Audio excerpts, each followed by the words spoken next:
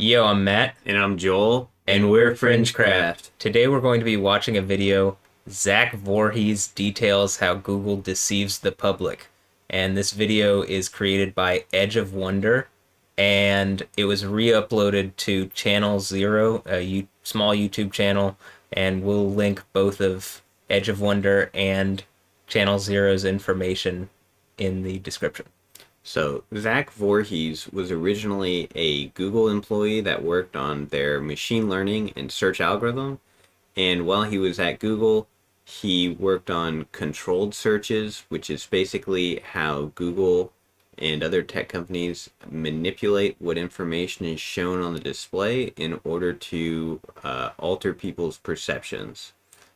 He left Google and ended up leaking a trove of documents and has since gone on several interviews and continues to go on interviews to this day. So we're going to tune in and see what he has to say about what Google has, how Google is able to deceive the public. And we'll watch a little more about his story with Google in a further video. Before we go on, though, we just like to ask you to like this video if you like this kind of content, subscribe if you want to see more things like this from us, and comment what you think about this idea of narrative control or narrative capture that we're discussing here, that big tech companies and other large corporations seem to aspire to do. So, all right, that being said, let's get into the video. It's changed. So why don't you explain a little bit about what's going on and how and why you decided to come out? Yeah, so I've worked for Google for 8.5 years. I started off with the Google Earth project, and then in 2013, I started working on one of the YouTube projects that was involved with taking YouTube and putting it on the game consoles and the TVs. I specifically was involved with the PS4, the Nintendo Switch, and the Xbox version of YouTube. And everything was really great with the company. The media has been talking really good about Google and how they take care of their employees. And let me tell you, all of that is true. They treated me so well. They gave me free lunches. They gave me free breakfast and dinner, massages on your birthday. You got to work on a 20% project, even though they kind of scaled that back in the later years. Everything was great. And by the way, I was getting paid like $250,000 a year to, basically live at the company and do, my coding magic. But all that changed in 2016 when Donald Trump won the election. Now, I've lived through a few disappointing, presidential elections where the person that I, wanted to win didn't win. And my general philosophy is, well, that's just democracy. Suck it up and try again in 4 years. And I assumed that was what was going to happen in the unlikely event that Trump would win. But that didn't happen. The company kind of held like an emergency TGIF after Trump won. And oh my God, this meeting was absolutely eye-opening. And the reason why it was eye-opening was because of the things that the C-level executives were saying about the election. Sergey Brin said that the election was personally offending to him.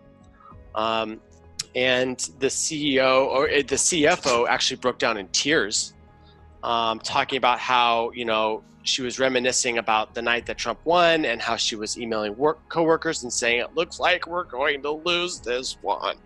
And I'm like, what? What do you mean we're going to lose this one?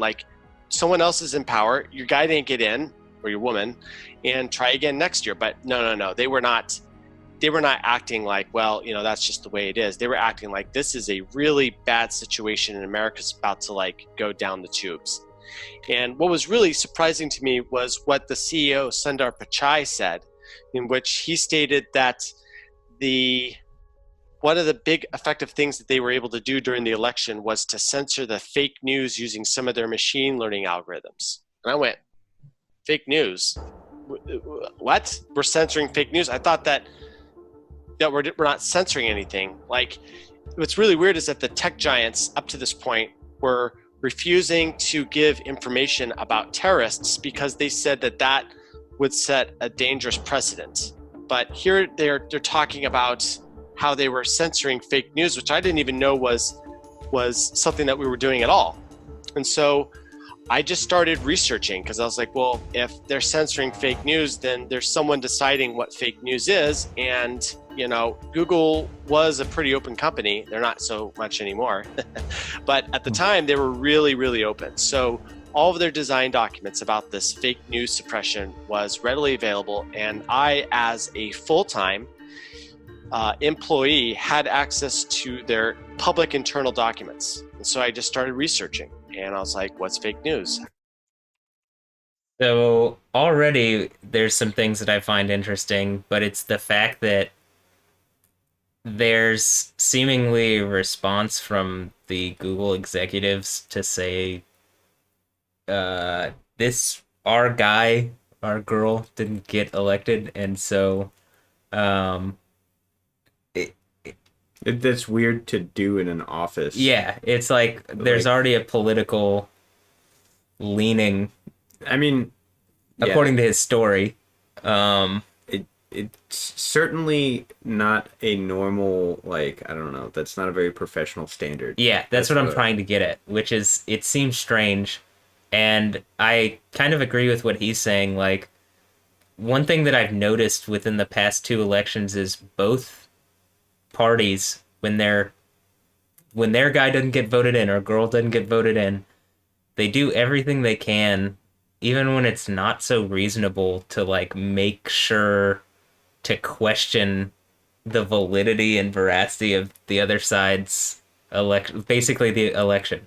And I don't think that helps anybody when these parties are doing that. I think both parties have maybe too much power to begin with. Like, there's only two parties, and you basically have to pick between the two choices that you're given.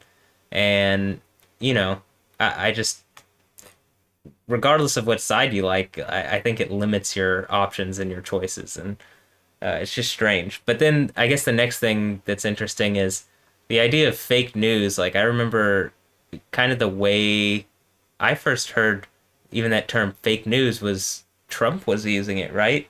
And Yeah, he was. and it seemed to be something that like was associated with him. So the fact that he's saying Google was censoring fake news, that seems interesting, because like a lot of I think the political left associated and like made sure to associate the concept of fake news with something like Trump would espouse or say that something was fake news. My memory of the term fake news was that it arose around the time of the Pizzagate, when Pizzagate was like kind of the hot topic in conspiracy circles, and that they started to censor Pizzagate news, and that was the original branding of fake news. And that was the first time I heard it, at least, or from what I remember. And there was like that guy who walked into Comet Ping Pong and shot the hard drive, or Comet Pizza? yeah. Yeah, he like shot like I remember exactly what you're saying. And that's when the fake news thing And- started. I mean, I remember Trump specifically saying, like, calling things fake news. Like, oh, this is fake news and that's fake news. And I mean, I guess both of those incidents, like him coming into presidential power and like the Comet Pizza and Pizzagate, like happened around the same time. So it's interesting that you kind of have it on, I guess, either side, that it would become something Yeah, but the point like is, like, used to brand the other side's what information is as fake news? Like, what does that mean? Is that just information that you don't want to be in the zeitgeist? What is it news that is factually incorrect? well, You know what I mean? I Like, think that partially when we talked about we watched a video, and I believe it was Lex Friedman, and he was talking about the truth being consensus based. yeah, And I think like that's the idea of like there is a true reality, and like there are things that go against it, and fake news would be something that's like trying trying to maybe sway the consensus, because there is a consensus truth, but then there's like a reality truth, like a Well, yeah, that's the ultimate thing. truth. Things that are factually, actually observable, real and true can be fake news under their definition, and therefore censored and filtered out, and like they don't see anything wrong with it. I mean, well, I That's- think the idea, like, yeah, and that I think that people had that same thing to say about Trump, is that he would say things are fake news when it was like, well, that's not fake, that's true. And he would use the idea that something was fake news in order to sway people's opinion on it and make it seem like it didn't have veracity. And like, you know, I get basically we're saying is both sides seem to be using this concept. Both sides of the political machine are like using this in ways to undermine what might actually be true from the other side. Yeah, they're crafting a narrative, and to them, anything that defies the narrative is fake. Yeah. You know, that's how they use it. But do you want to keep seeing what he says? Yeah, He's I gonna wanna keep define going. fake news I do. for us. So, all right, let's keep going. How do they define it? Oh, here's a slide deck. And I went through this PowerPoint presentation, and they're listing examples of fake news that hit the Facebook trending section. And what I realized was, oh my God, some of these news items really did happen. Wait a minute, why are they using examples of news items that had happened? And let me give you an example of what they considered was fake news. They considered that Hillary Clinton running weapons to Benghazi in order to arm ISIS terrorists was something that was fake news. And as someone that's been researching this stuff for a while, I went, no, I think this actually happened. There's like a huge thing about it. There's piles of evidence that shows that Hillary Clinton did in fact run weapons to Benghazi to fund and arm ISIS terrorists in order to destabilize the country of Syria. And so I was like, okay, something's wrong here. I need to like look in further, because if they're now deciding that something that is real news is actually fake news, then there's got to be a mechanism downstream of that in order to filter it from the internet. I found what that project was. That project was called, get ready for this, Machine Learning Fairness. Why? Fair. Like using those in the same phrase, just what is that? Yeah. So apparently, according to Google, the internet was inherently biased and racist and misogynist, and that the self-appointed, arbiters of freedom and peace and prosperity and equality of justice, had elected themselves to be the people that would filter the internet. The fake news started happening immediately when Trump was inaugurated. I remember that Trump had a record crowd for his inauguration day, but then the newspapers were all sending and sharing like images of what looked like to be a totally empty field in front of the president.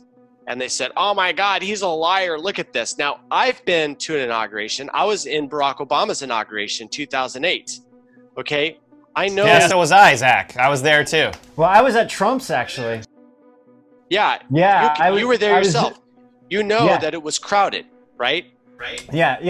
And because I think what happened was they took the photo before he went on. It was like everyone was still gathering. It was at And so 8 then a.m. Yeah. So the photo wasn't a complete photo. It wasn't a complete photo. They took it early in the morning. You could tell because everything looks really frigid cold and there's no sun out. And the thing is that everyone is crowded near the entrance of the gates. And what that told me was that they had just opened the entrance. People were flooding in.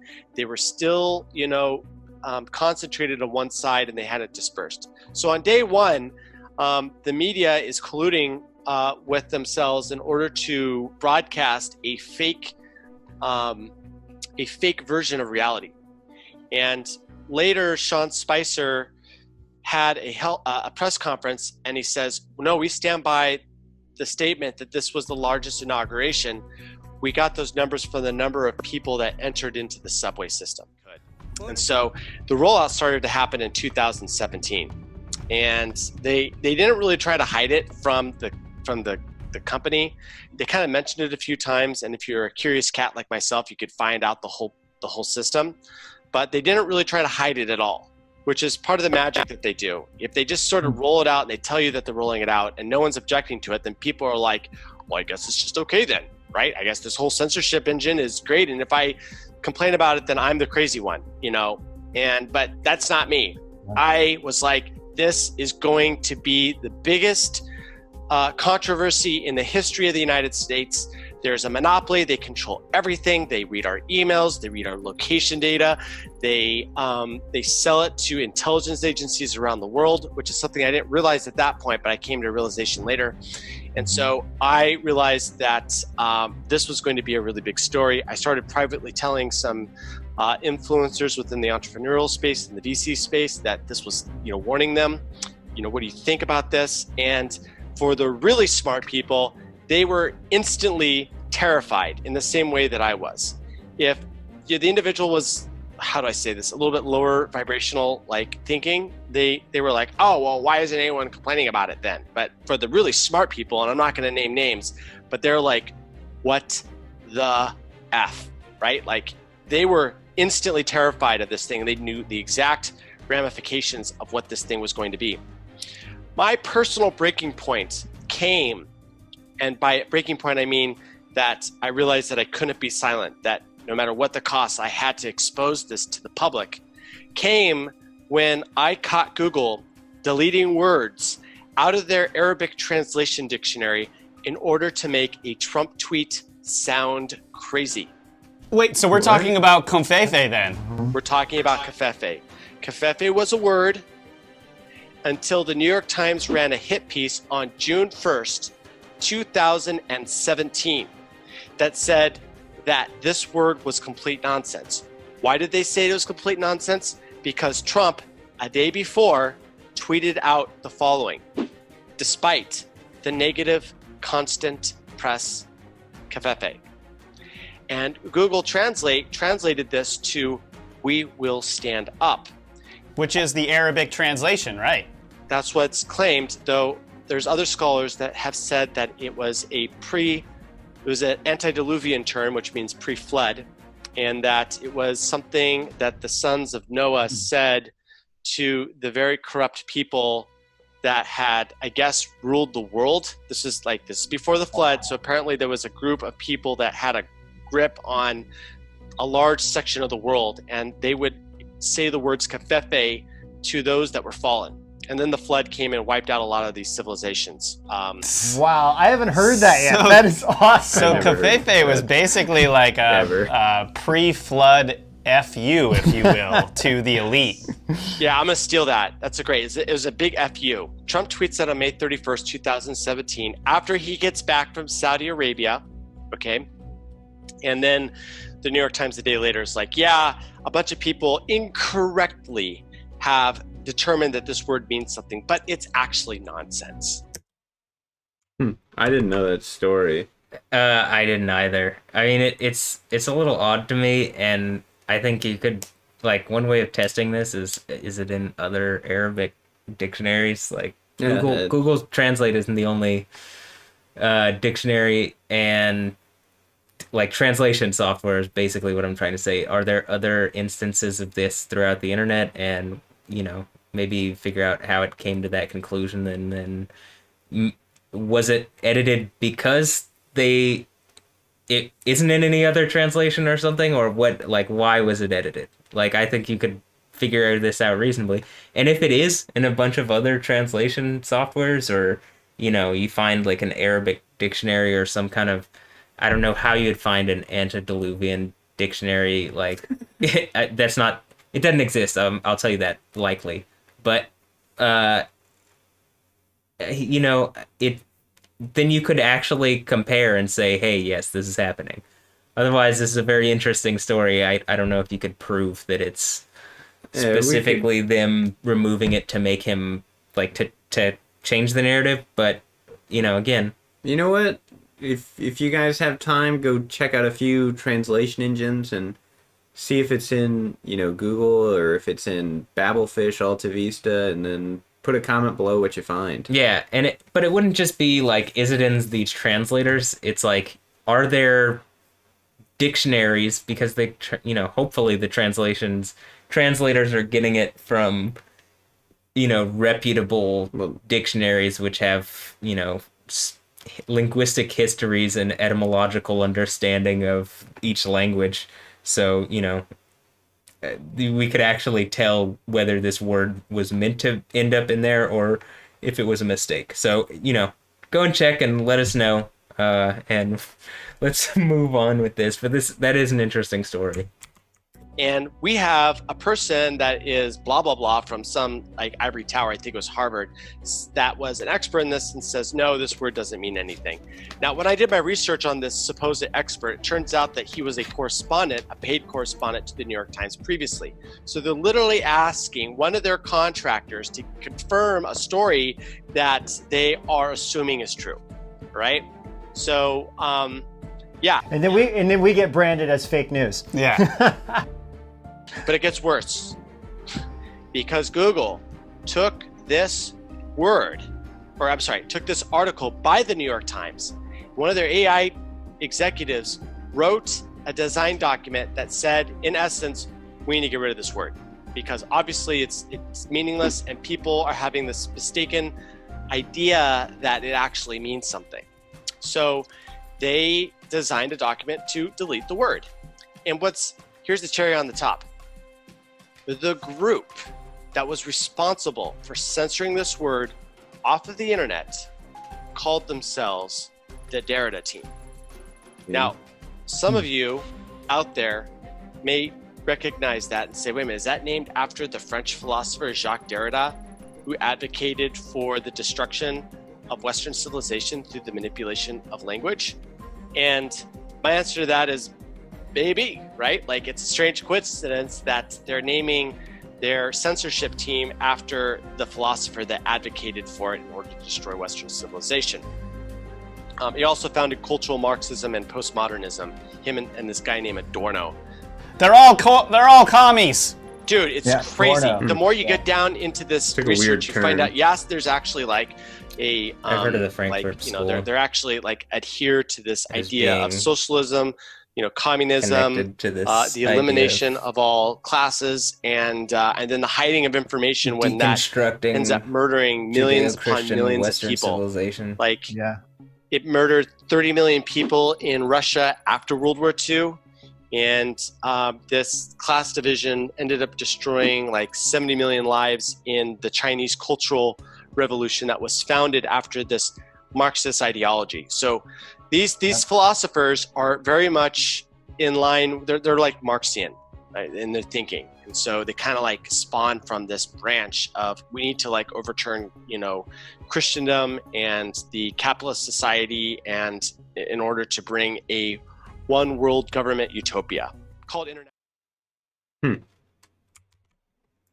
Interesting. I could definitely that doesn't seem that false. Yeah, he gave 2 examples, I guess. I was hoping he would give more, even more examples. Specific honestly. examples of the narrative capture concept. Yeah, where he started getting into like speculating about their motives and stuff, which we can't ever. We can assume their motive is power, but we can never. Yeah, and that. One thing I wanted to say is they had brought up like, oh well, we're getting called fake news, but I really think that's actually not the term that is used by people who would make this seem less reasonable. They would say this is conspiracy theory. Whereas, like, I really believe fake news, at least the way I saw it being used, was used by Trump himself to say that the other side was, like, so to discredit, like, the opposite of him. So, right, left paradigm, and like the left uses different term. I don't think the left uses fake news as much as the right does. I think they use things like conspiracy theory and other terminology to say that the right is basically fake news. It's the idea of discrediting what might be true by making it seem less valid. right? Yeah, I mean, Trump definitely seized the term fake news. Absolutely, that did happen. I mean, this all seems so long ago now. It's kind of weird. As 4 years, huh? Yeah, but the Almost five. definitely the term fake news was used by like your Huffington Post and Vice and all of them for a period during the Pizzagate. We can even go on Google Trends and like look up the word and I'm sure we could figure it out. I definitely see them using now, at least, specifically conspiracy theory. And like one of the things that I think has really damaged like real conspiracy and claims that do have validity is like QAnon. Like any conspiracy theory is then linked with people who are connected to Q and like, whatever you believe about Q. I mean, I think at a certain point you can't even prove that everything was or that any multiple things were coming from the same person. It was just like personally I think something that was used to create this idea of discrediting real things that are in the realm of conspiracy theory, I which mean, are damaging to these people in positions of authority. I don't know that much about the QAnon stuff. I remember when it was getting censored, I looked into it some. I mean, I couldn't tell why is it not a LARP or, there was nothing that made me feel totally convinced about it.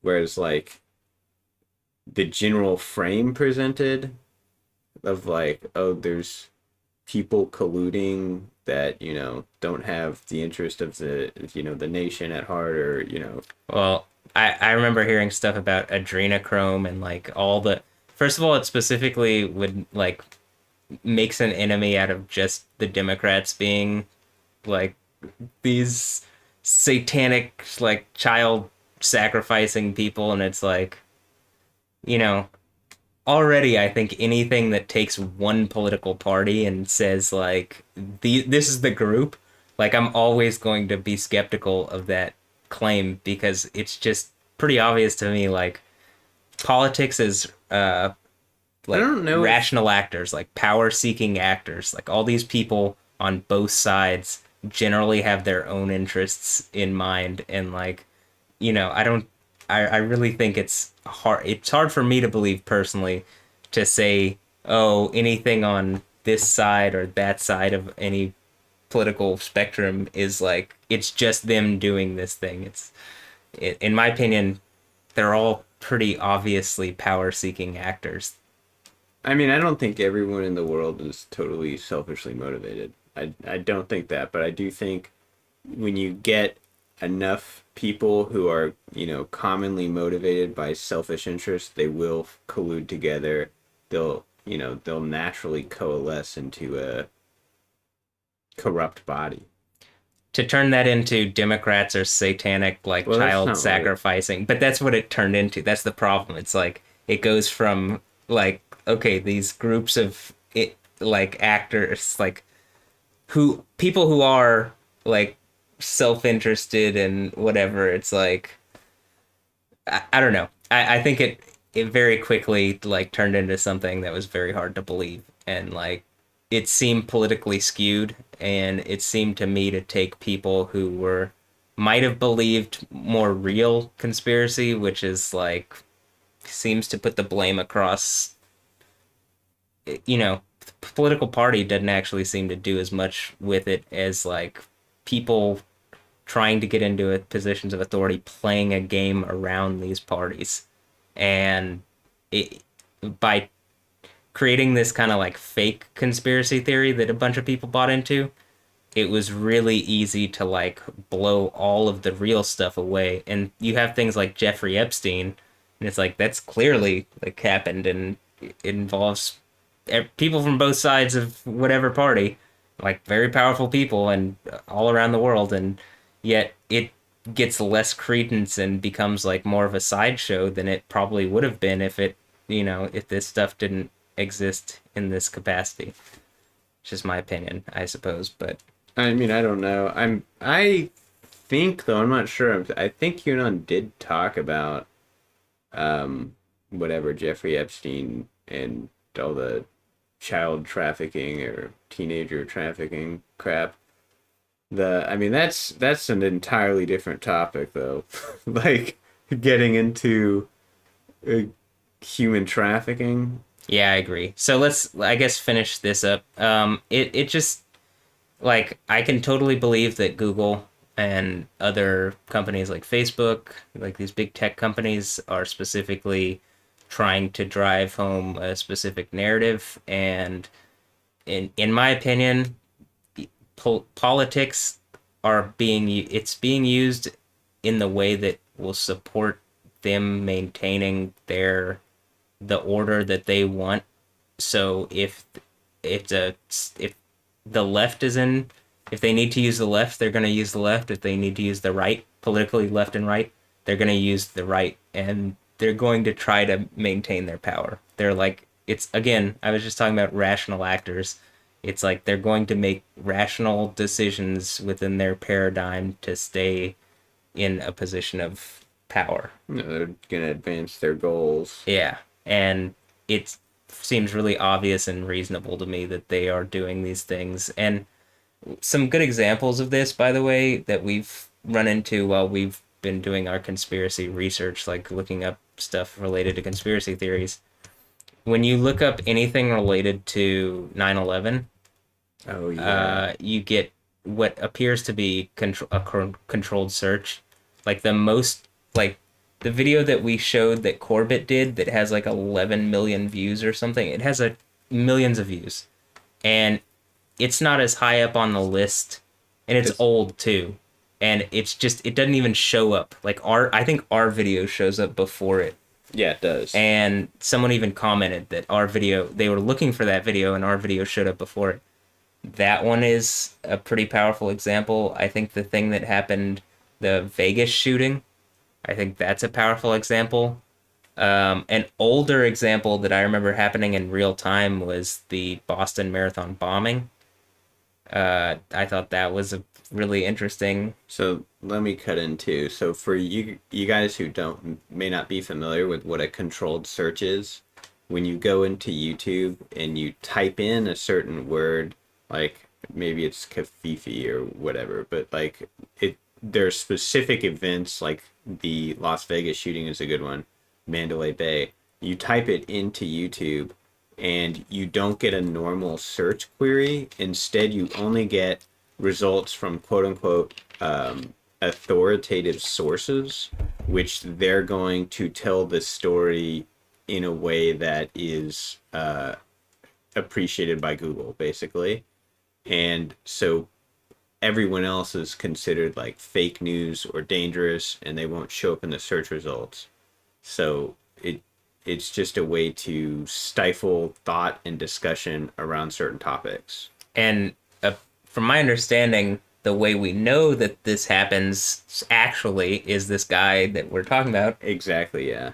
Zack Vorhies released the internal documents from Google detailing how this happens. And maybe this video didn't show that to the best. I was hoping that he would show that in this video, but he has leaked Google documents that explain that this is an intentional thing that is done by Google. And you can Google those. I mean, you could DuckDuckGo those or whatever. Yeah, you can find those search engine that you think will find it. Maybe Google won't find those, but you can find them on the internet. So maybe we'll link them in the description if we're feeling brave. Yeah.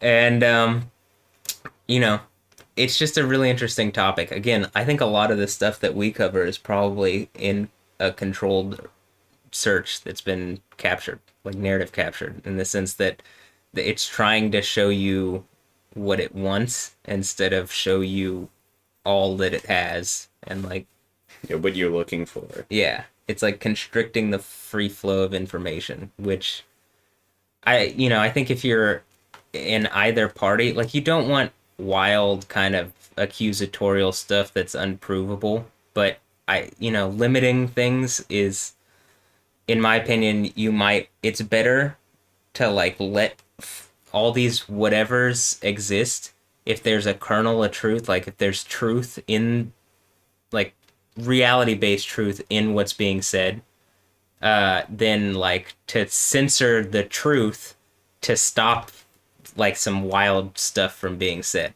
Like, does that?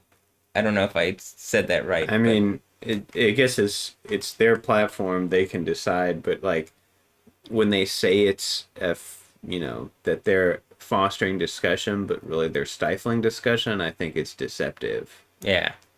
Well, kind of what I'm saying is I think it's better, like, another example is it better to arrest 100 criminals and within that 100 criminals, like, there's one innocent person for sure, or like there's an innocent person, or to let that innocent person go, but you know that there's like 100 criminals, right? Or 99 criminals, whatever. Like, I think it's like, you don't want to have someone innocent spending time in jail, right? You don't want to take this person who's just and subject them to something that's unjust. And I think that this is an example very similar. It's like, you don't want the truth to be subjected to the same stuff, that censorship that's going on to this other stuff. You don't want the truth to be censored. Well, I mean, I get the impression the whole point is to censor the truth, and the other stuff is just an excuse. Yeah. That, I mean, that's a little more what we're going at, but... Well, and so my point is, like, you can't use then the argument, well, it's like, there's all this dangerous rhetoric being spoken. It's like, well, I that might be a byproduct of free speech, like, that you have that happen. But another byproduct is truth gets spoken, and especially spoken to power. But anyway, I think that might be it for this video, and we're going to do another video on Zack Vorhies, and like I said, we might link the thing if we're feeling brave. Yeah. So anyway, like this video, comment what you think about narrative capture and this whole concept.